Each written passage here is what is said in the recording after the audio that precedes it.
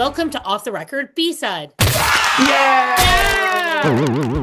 Cool! Instead of doing our regular album artist review, today we're going to be doing our B-Side Top 10. So this week we're doing songs from the year 2000 to the year 2009. We're going to look at our top 10s. So Nikki and I have come up with some top 10s, but we don't know the order, what's number one. Also our favorite album and the ultimate artist of that decade. Remember, Bill and I have very different opinions on music and other things. And that's what makes us special. You're special. All right, why don't we get started with our top 10 from the year 2000 to 2009. So Bill, what's coming in at number 10 for you? Number 10. 2000. Okay, coming in at number 10 is from the year 2000, and it's Elliott Smith with the song Son of Sam. This was the song I probably like the best of Elliott Smith. I like a lot of them, but I like the acoustic version and this single version. This song, I was really into serial killers at the time, and I thought this was actually about Son of Sam, and the more I read about it just now, the more I'm like, oh, it's kind of just an essence of that. But there's actual like murder descriptions in the song, so I kind of just figured that. But this is probably one of my favorite Elliott Smiths. Okay, so I could tell you this about Elliott Smith. I never really listened much to him, and then you made me listen. So I found, like, first of all, I think it's kind of cool that it's just vocals, piano, and guitar. And then I think this one is a little different than a lot of them because it's more rocky. It's kind of rock. This is like super rock. And it was kind of fun. And like the piano was really fun in this song. And kind of lots of some hard guitar rips I wrote down. Yeah. So and some really cool, interesting melodies and lyrics in this too. It's a really good song. Okay. My number 10 is from a group called Train. And I could have picked like a lot of songs because I went through a whole Train period.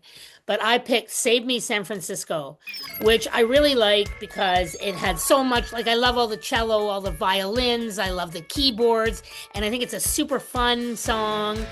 And I've been up, and I'm just like, I like a lot of, I think it's fun and exciting, and it's kind of, I found the guitar super orchestral in this, so I like that too. Yeah. This one, I gotta say, was my least favorite of all your songs. Yeah, it's my least But it's favorite. number of mine. 10, so that makes sense.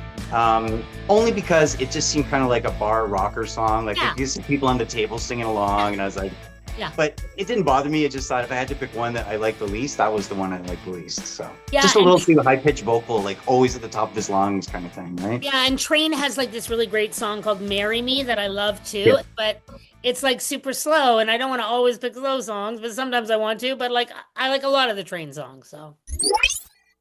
Okay, so my number 9 is from a band called Basement Jaxx, which was an electronic duo in the late 90s, 2000s.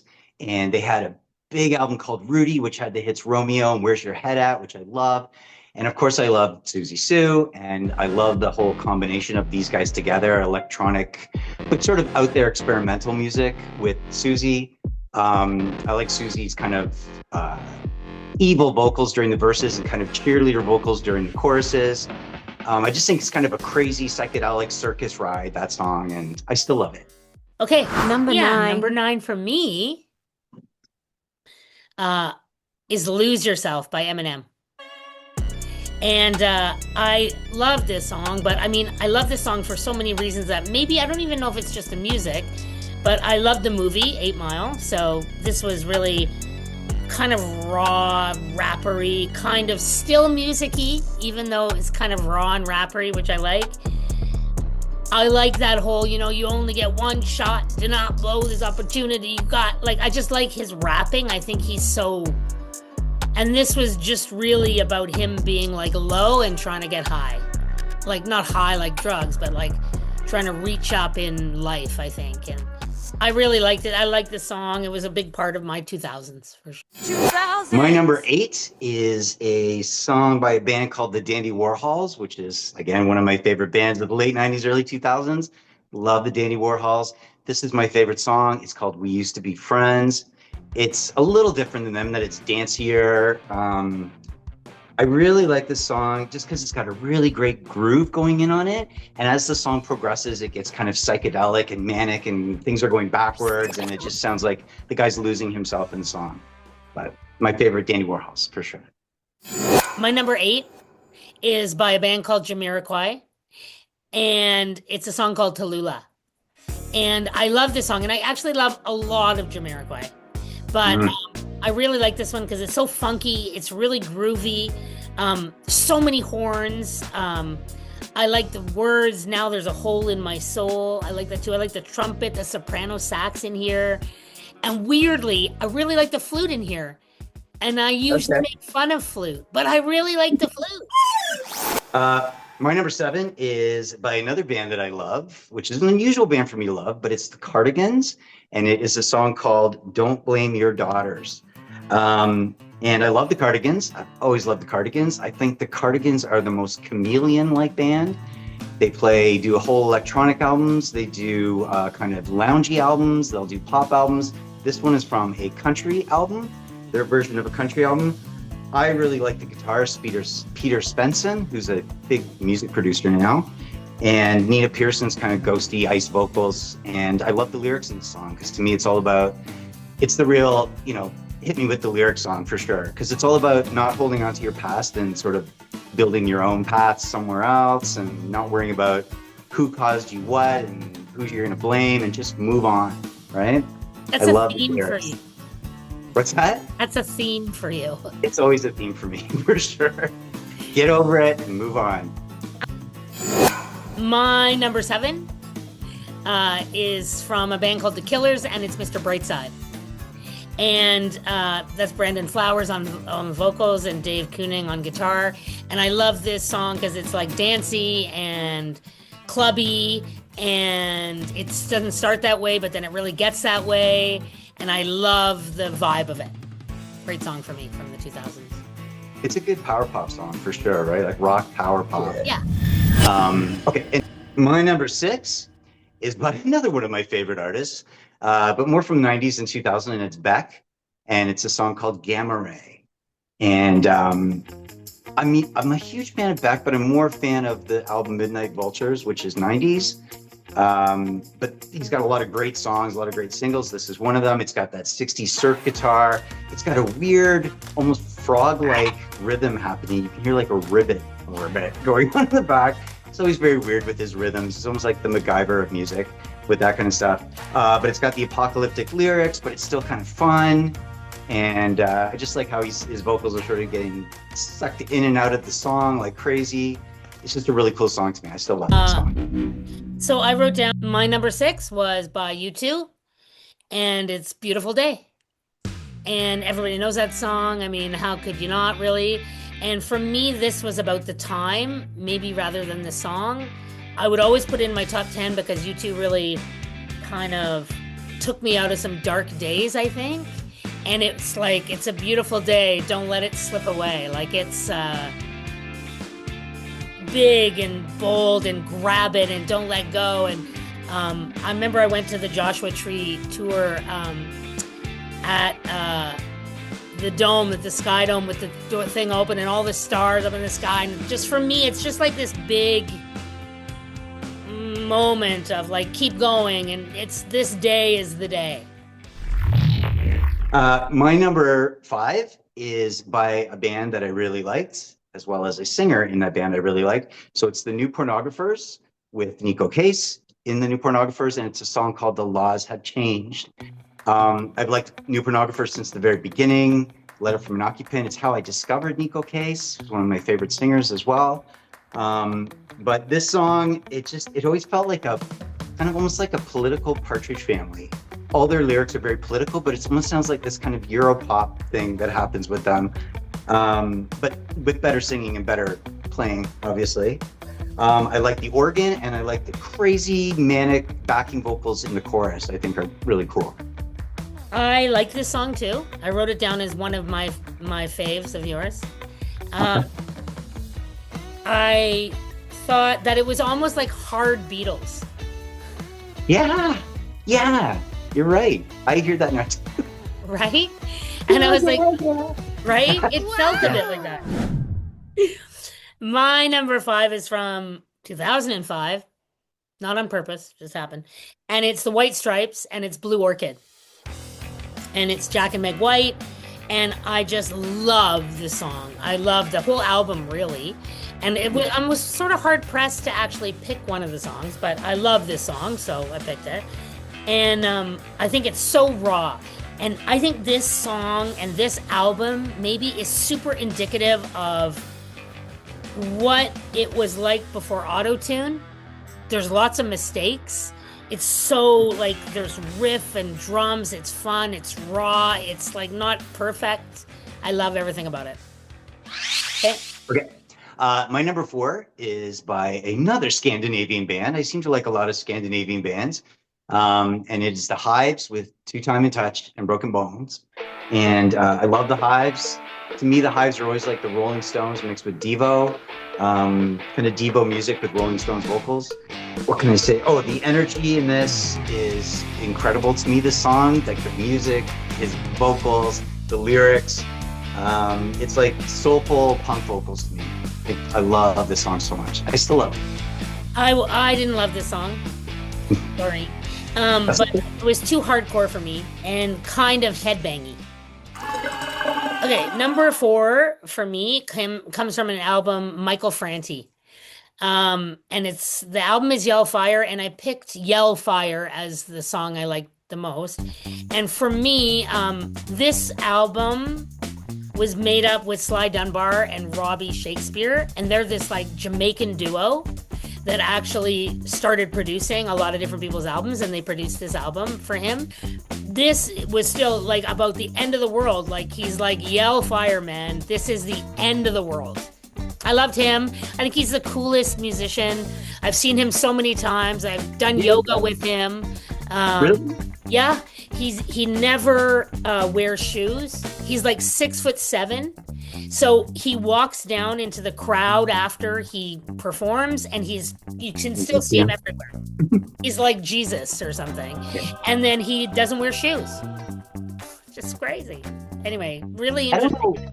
I don't know much about him except that I've known you've always kind of liked him. Yeah. This was my favorite song. What? Yes. Wow. Okay. Yeah. I love, especially the chorus. I love the chorus. I was like, oh, I got to hear more of this band. I loved it. So my number 3 is by one of my favorite artists of all time. It is Bjork with Earth Intruders. But I love the tribal drums in this. That's my favorite part of the song. I like the outer space noises mixed with the tribal drumming. I think Bjork, if I had to say there's an original artist in the world, I would pick Bjork as the most original. This is more poppy for Bjork because most of the stuff is really hard to get through. But this song has awesome vocals. It's got screaming vocals, whispery, great harmonies. It's like almost like the Earth Intruders burrowing all over in different directions and having different melodies everywhere. So there's a lot to take in. I thought this song was going to kill you listening to it. Okay. I thought this was going to be your number 1. Oh, did you? Yeah. Yeah. I do love this song. I love Bjork. Honestly, I could have picked up a million Bjork songs, but this is my favorite of all time. Okay, I like this song a lot. I would say it was a really cool feel, like a jungle circus, I wrote. Yeah. I always like the circus songs. Yeah, it was like a circus. Yeah. Drums mixed with vocals, super melodic, great mixed vocals, the tugboat noises, the birds. I liked all those things mixed in here together. But she's just so really creative, right? She's all about sounds and landscapes and free-flowing lyrics and melodies. So a lot of times you're like, is there a melody here? And then after about, you're going, oh, there it is. Like it takes you a while to find it. Because she's not rhyming things properly, or and then saving the world. She's really about saving the earth, and yeah. My number 3 is by someone called Ray LaMontagne, and it's called Trouble. And I love this song so much. It's so beautiful. This song Trouble. When I first heard it, I just was mesmerized, like almost tears, like. Maybe tears. Maybe there was tears for me. Trouble been dogging us since the day I was born. Just, it's so beautiful. The violin in this song and his voice. That's what I love. Yeah, I forgot how much I loved his voice. doesn't necessarily do my kind of music, but I really enjoy when I hear him for some reason. One of those artists, great voice, and the great guitar player. Yeah. As well, right? Great. That song like guts me for sure. Yeah. Okay, so my number 2 is from a band called the Ravionettes, who I love. Loved them in the late 90s, early 2000s. So many Ravionette songs. They kind of have a Cramps vibe going with them. They are from Copenhagen, and it's a duo. It's a guy and a girl, and they kind of sing in harmony. Like they're based on the Everly Brothers, that kind of, which voice am I hearing kind of thing. A lot of times you're listening to them, you're like, is that the guy or the girl singing? I can't tell which one's singing. But I love the guitar in this. I like the rhythm guitar that's going through the whole song. And it's got my favorite guitar solo of all time. I love that chewy guitar that happens halfway through the song. Oh, yeah. And the lyrics are really cool and trashy. You know, about finding love in back alleys and stuff. It's just a really fun, cool, dark song. I love this song too. Loved it. I thought it had the coolest vibe. It was almost country twang to me. Yeah. With synthesizers. I liked it. I like the song. Good song. Good choice. My number 2. Which is crazy. This is my number 2 song. It's a little different than a lot of the songs I like, but it's Ignition Remix by R. Kelly. And I know that that's a little bit dicey, but I love this song so much, and we loved it so much. Me and my friends Stacy and Vlad loved it, and we learned every lyric to the whole song. So like I know all the words, and I could just sing it for you, but like I won't. It's so, and I know he's like got into a lot of trouble, and he's kind of a douchebag. But this song is so fun, and you better be just drinking some champagne in the back of a limo while you have very little clothes on, and you're having fun, and you're kind of half in the bag. My number 1 is by one of my favorite bands of all time, the B-52s, and it's a song called Pump off their album Funplex. It was my favorite song on that album. It was the last album of the B-52s 15 years later. The thing about this song, I mean, it's got all the B-52 elements. It's got the cheesy organ. It's got the surf guitar. It's got the bongos. But they've got Steve Osborne producing, who sort of brought this into like a really cool dance groove and added it to their cheesy sci-fi sound. I love that the B-52s all kind of write differently as band members and then throw it all together. And in this song, you can hear there's just so many parts to this song going on. And then all together, this song is so energetic to me. I still think this is the best song in the last 25 years. Okay. Wow. Yeah. Okay. My number 1 is by the Dave Matthews Band, who was all my 2000s. I must have seen Dave Matthews in every city I could have seen him in even in Bethel, New York, which is where Woodstock was. I just love all his music. I could pick any song, but I picked Why I Am from the Grugrux King album.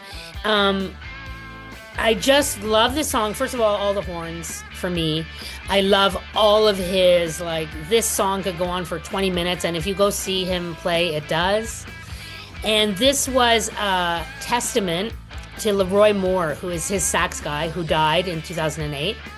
And he's like, this is why I'm still dancing here with the Grugrux King, because they called him the Grugrux King.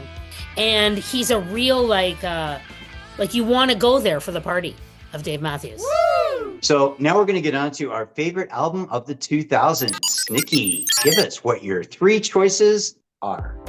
Well, these were my 3 choices I gave to Bill. 8 Mile, Train, and Dave Matthews Band. So I'm going to say the winner is the Dave Matthews Band. Yeah, but did you think that before I said that was my favorite No, song? I had it written down. Honestly, I wrote it down. Right there, Dave Matthews. I know you love Dave Matthews. So, and I listened to it. I thought it was a good album. So go ahead. Yeah. What do you like it? So I love this album for sure. It was, again, the testament to Leroy, to Leroy, and Big Whiskey and the Grugax Gang, it's called. And I love all the songs on here. It's super funky. The jams, they really opened up for me. They opened up music for me. Do you still listen to it? Yeah, I still listen to it. Cool. That's good. So my 3 albums that I've given you as a choice are Modern Guilt by Beck, The White Stripes, White Blood Cells, and Fox Confessor Brings the Floods, Nico Brings the Flood, Nico Case. Which one do you think it is? I don't know. I'm questioning it now, but I thought it was the White Stripes. It's not. Okay. Although those are my three of my favorite albums, but it's Nico Case, Fox Confessor Brings the Flood, and Nico Case. The reason I'm including this one big time, this album meant a lot to me. It really got me into Nico Case, and Nico Case is one of my top 5 favorites of all time of anybody.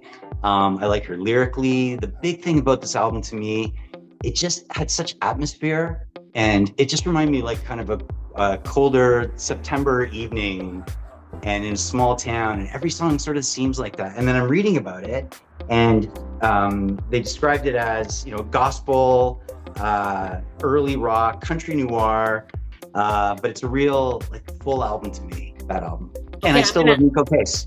I'm gonna have to listen. And really give it a chance.